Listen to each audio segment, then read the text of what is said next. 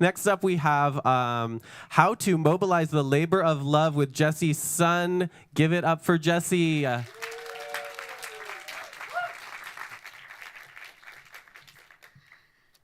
Okay, guys, it's my turn. I'm going to move you by my language, my thesis topic. Okay, hi everyone, I'm Jessie Sun from China.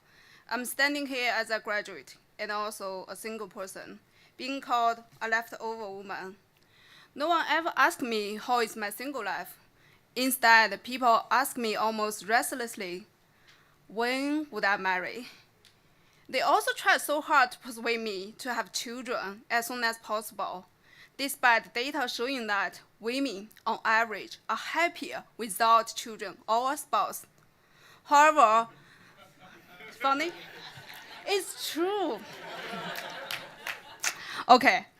However, during my second interview with my sister, she told me I would never wish it happened to you because since I can't free myself from the vulnerability of motherhood.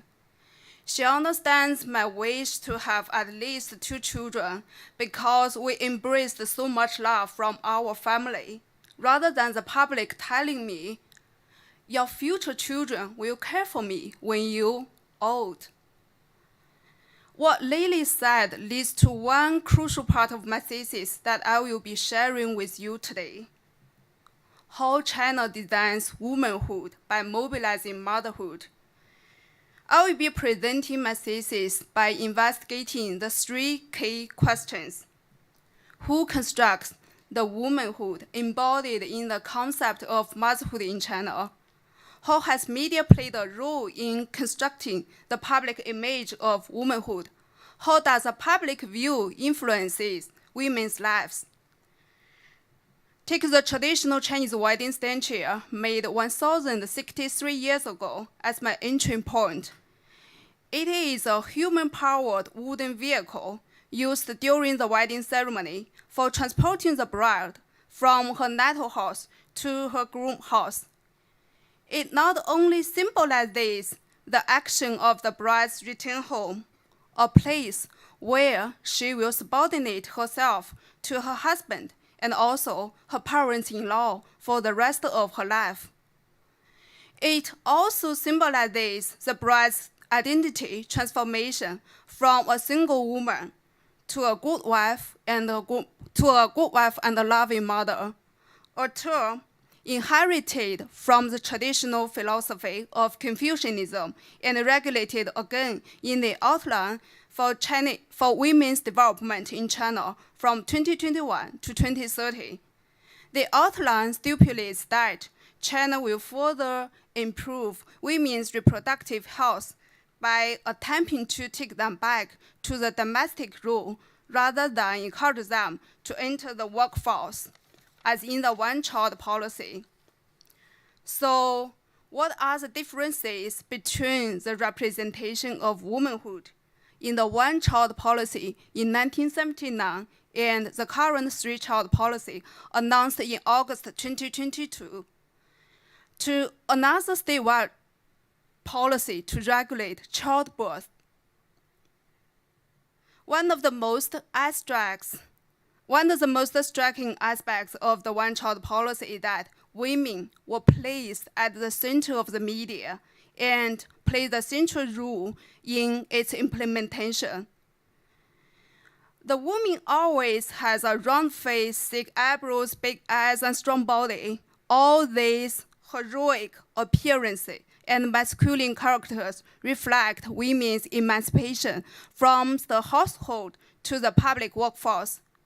Conversely, if women didn't go to work, people will see women as unproductive, less progressive, and unemancipated. Since then, women were collectively awakened and recognized their social roles with the increasing wage labor. So what does womanhood look like now? In a public announcement, Better and Better, the woman was shown on the edge of the frame, touching her pregnant belly with a smile. The caption became more and more lively and happier, convinced the nation in China's biggest family reunion holiday that more children will bring more happiness to a family. What it didn't mention is who will be responsible for the tremendous labor of giving birth and parenting. Let's take a look at these 3 official stamps issued after China ended its 3 decades-long one-child policy to tackle its demographic issues. The mother monkey holding her 2 babies marked China's shift from a one-child to a 2-child policy. It can be seen as a way to spread awareness and a symbolic representation of the government's desire for families to have more babies. As Jianzhang Liang, an expert in Chinese population said, throughout history, achieving economic growth by lowering fertility rates is unnecessary. His words echo the state's policy that more babies can generate more prosperity. When I observe what is being presented by these media, I ask myself, what am I not seeing? What am I missing? Like the marginalized woman in the announcement, the critical edge of these stamps comes from the explicit fantasy of having more babies and implicit labor distribution in parenting from pregnancy, childbirth, and the kids' upbringing, let alone the tremendous emotional labor throughout the whole journey, a term coined by Alia Rusa Hochschild in her 1983 book, The Managed Heart. This setup pushes me to research how visible and invisible parenting labor is distributed and practiced in a family. Xiao Li is a working mother who shares nearly half of the financial burden and also mainly caring for her son. She told me, of all the 16 books on parenting I read, only 1 targeted fathers, and the book title is Fathering from the Fastland, Practical Ideas for Busy Dads. Is this literary rhetoric intentional? Is it further prioritizing male society role, though it may intend to build an equal general parenting landscape within the family? To explore further, I interviewed her husband, and I want to know how he perceived the role of a father. He shared that for him, the father, the man of the house, is responsible for providing financial backbone to ensure family stability.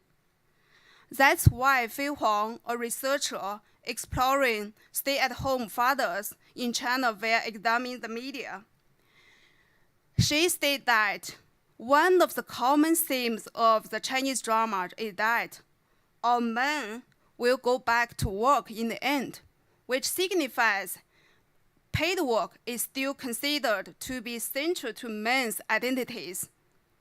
In 2021, Xuan Li, a psychologist on fatherhood in contemporary China, verified that though the increasing appearance of fathers' involvement in Chinese societies, a father can act as a resource for money as well as social and cultural capital, influencing the child's outside connections. As reported in the most issue of the Blue Book of Women, only 7.5% of Chinese parents care for their children together. Chinese women still bear the main responsibility of domestic work and nurturing care. That's why the social norm and also the labor distribution turned motherhood into a combat zone that women struggle in and for. That's why most Chinese women today opt out of motherhood and are eager to distinguish themselves from the image of a housewife and a good mother. Yinghe Li, a Chinese sociologist, asserts housewives want to go out to work is not only for equal status, but also for self-actualization. During my whole thesis, writing and research process. My writing was always seen as big, so big and dense. When a term was repeated to me almost in every piece of feedback, I began to question the term big. Now, I appreciate a lot.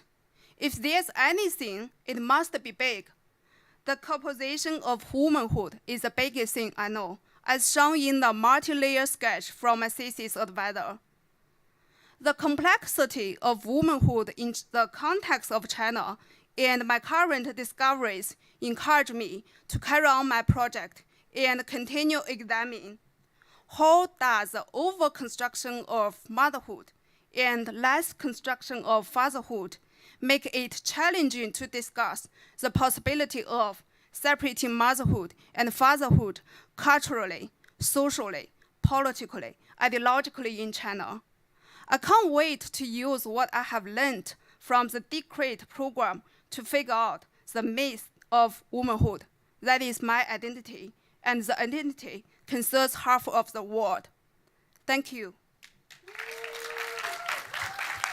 Give it up one more time for Jessie Sun. Thank you, Jessie. Thank you. Wow, we're going to have to get Fathering from the Fast Lane for the Design Research Library. We're going to teach a class on it next fall. Maybe you can teach it. Okay, so leftover women, that term. Oh my gosh. Confuse me or bother me? No.